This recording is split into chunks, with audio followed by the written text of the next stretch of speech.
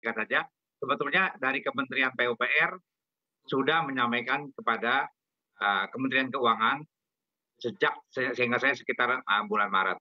Tapi memang sampai sekarang belum ada respon dari Kementerian Keuangan. Saya dengar terakhir urusannya karena PPN yang ditanggung pemerintah yang harusnya PPN 10% itu bebas, jadi PPN 0%, kelihatannya di undang-undang yang baru belum masuk. Mhm. Jadi sedang pembahasan. Tapi terlepas dari itu sebenarnya karena rumah subsidi untuk masyarakat berpenghasilan rendah ini merupakan rumah khusus dan sudah sejak belasan tahun itu PPN-nya 0%. Jadi seharusnya mestinya otomatis 0%. Dan kenaikan usulan dari PUPR sebanyak 6-7% Mhm. ini wajar sekali. Karena sudah hampir 3 tahun tidak naik. Juga di samping itu bahan bakar sudah naik 2 kali. Dan bahan bangunan terutama besi naiknya mungkin sudah 90%. Jadi memang sudah banyak uh, pengembang yang tumbang. Untung di rumah subsidi masih sebagian masih tetap jalan, apalagi sudah berproduksi. Tapi ya kalau yang komersil atau yang lainnya sudah banyak turun. Terima kasih. Oke, baik Pak Daniel, kalau misalkan kita melihat begitu ya, memang juga belum dinaikkan harga rumah subsidi, ini emang dampaknya ke pengembang apa ya, Pak? Ini kan begini, ini pengembang ini selalu kan juga menjaga kualitas. Mhm. Ini yang penting buat konsumen. Biarpun rumah untuk subsidi atau sebetulnya namanya rumah subsidi, yang disubsidi itu konsumennya, bukan pengembangnya. Konsumen mendapat bunga cukup dengan misalnya sekarang ya 5% itu sudah uh, sepanjang tenor. Pengembang tidak dapat subsidi dari pemerintah, tapi dengan konsumen yang dapat subsidi. Nah, itu apa namanya, kita punya filosofinya. Jadi sebenarnya pemerintah membantu konsumen, membantu rakyat memperoleh rumah yang diidamkannya, apalagi pada saat sekarang ini. Oke, baik, saya akan ke Pak Anton. Pak Anton, ini kalau misalkan rumah subsidi dinaikkan begitu ya, ini nantinya rumah subsidi juga akhirnya nggak juga jadi terjangkau bagi masyarakat, Pak Anton, bagaimana menurut Anda? Ya, kalau menurut saya, tergantung seberapa besar kenaikannya. Tapi kalau kita tadi dengar dari Pak Daniel sendiri bahwa, yang diharapkan itu kan kenaikannya hanya sekitar, 6-7% ya. Jadi saya pikir, nggak terlalu signifikan dan itu, mungkin konsumen juga bisa memahami bahwa, itu terjadi karena penyesuaian harga-harga material yang sudah meningkat. Jadi, kalau 7% saya pikir nggak terlalu signifikan ya, walaupun memang kita juga mesti sadari bahwa saat ini orang-orang tuh, mungkin, akan berpikir lebih panjang karena kondisi ekonomi sehari-hari ini kan memang belakangan agak berat ya dengan inflasi dan juga bayang-bayang ekonomi yang masih melemah serta prospek tahun depan yang mungkin, diperkirakan, lebih rendah dari tahun ini.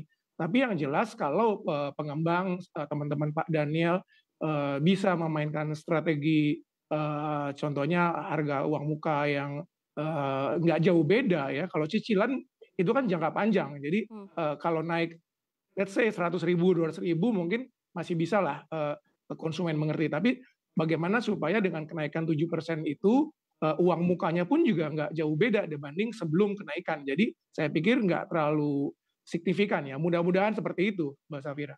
Oke, baik, saya akan ke Pak Daniel. Pak Daniel, kalau misalkan kita ketahui begitu ya, ini sudah 3 tahun nggak naik, memang sebenarnya idealnya berapa tahun sekali Pak Daniel untuk menaikkan harga rumah subsidi ini dengan mempertimbangkan kenaikan harga dan juga inflasi? Kalau kita lihat inflasi di Indonesia harusnya ya minimal sesuai inflasi harga kan naiknya. Dan apalagi maksud misi dari pembangunan rumah MBR ini terutama itu untuk kalangan MBR, kaum muda, milenials bisa mudah memperoleh rumah. Kita bayangkan kalau misalnya mereka mesti kontrak rumah atau kontrak ruangan, berapa sebulannya? Pasti sekitar 1 jutaan. Dan selama 5 tahun, 10 tahun, tetap mereka jadi kontraktor.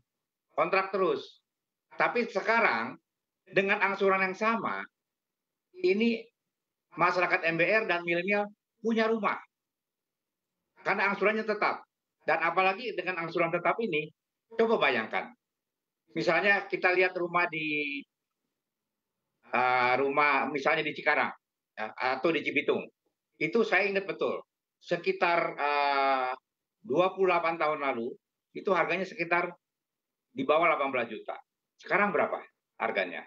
Waktu itu cicilan cuma sekitar 100.000 sampai 200.000. Sekarang harga rumahnya berapa? 300 sampai 400 juta. Bayangkan, sampai kapan masyarakat MBR atau milenial bisa memperoleh rumah? Tapi dengan skema FLPP ini yang diatur oleh pemerintah untuk konsumen, sangat membantu masyarakat atau rakyat Indonesia, terutama untuk milenial dan MBR, bisa memperoleh rumah. Apalagi di zaman seperti sekarang. Jadi luar biasa sekali sebetulnya. Cuman emang kita nggak tahu kenapa sampai 3 tahun ini, hampir 3 tahun lah, 3 tahun kurang 1,5 bulan ya, kurang lebih, ini harga tidak naik. Padahal kalau kita lihat inflasi, setiap tahun berapa? Dari tahun 2000, 2020, 2021, 2022. Nah ini Pak Anton, ini pengamat ekonomi pasti tahu.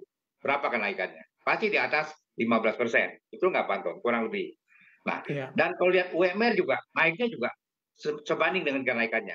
Seharusnya dengan angsuran ini, apalagi dengan nantinya, di samping dia membayar harga kontrak rumah atau sewa ruangan, tapi dia punya rumah yang nilai investasinya pasti lebih tinggi setelah dia lunasin. Itu gambarannya. Baik. Baik, saya akan ke Pak Anton. Pak Anton, tadi kan kalau Anda katakan begitu ya, kenaikan 7% ini tidak cukup signifikan begitu. Tapi kalau kita lihat di sisi lain, memang usulan 7% ini masih tertahan di Kementerian Keuangan yang memang disebut harus menghitung ulang lagi dampak setelah kenaikan harga bahan bakar minyak, atau kan ada juga inflasi. Ini artinya akan ada dampak yang cukup signifikan dong kalau memang harga rumah subsidi dinaikkan. Ini seperti apa menurut Anda? Ya, tadi Pak Daniel bilang bahwa 3 tahun nggak ada kenaikan dan developer anggota Pak Daniel, APRC, Himpera itu harus menanggung gitu kenaikan-kenaikan yang selama ini terjadi. Jadi saya pikir kalau untuk rumah subsidi ya, segmen MBR itu pemerintah harus memberikan fokus yang lebih ya, dalam arti memberikan subsidi insentif gitu buat para pengembang. Karena saya pikir pengembang-pengembang yang membangun rumah subsidi ini harusnya menjadi dikatakan sebagai mitra pemerintah gitu dalam mengentaskan masalah perumahan gitu dibanding dengan yang perumahan yang komersial. Jadi harusnya anggota Pak Daniel ini diberikan banyak bantuan gitu, dukungan gitu, untuk bisa memasok ya kebutuhan rumah yang memang menjadi kebutuhan sangat besar ya, karena memang masyarakat kita yang segmennya menengah bawah ini boleh dibilang sangat luas sekali gitu. Jadi semoga yang nanti sedang dibahas di Kementerian Keuangan itu ya bisa menampung permintaan dari pengembang ya, dan akhirnya kenaikan yang disepakati nggak terlalu memberatkan semua pihak. Jadi baik itu pengembang happy dan juga konsumennya juga nggak mendapat kenaikan yang tinggi gitu. Jadi saya pikir 7% untuk 3 tahun nggak ada kenaikan, saya pikir itu lebih kepada penyesuaian ya dibanding kenaikan harga. Kira-kira gitu ya Pak Daniel ya.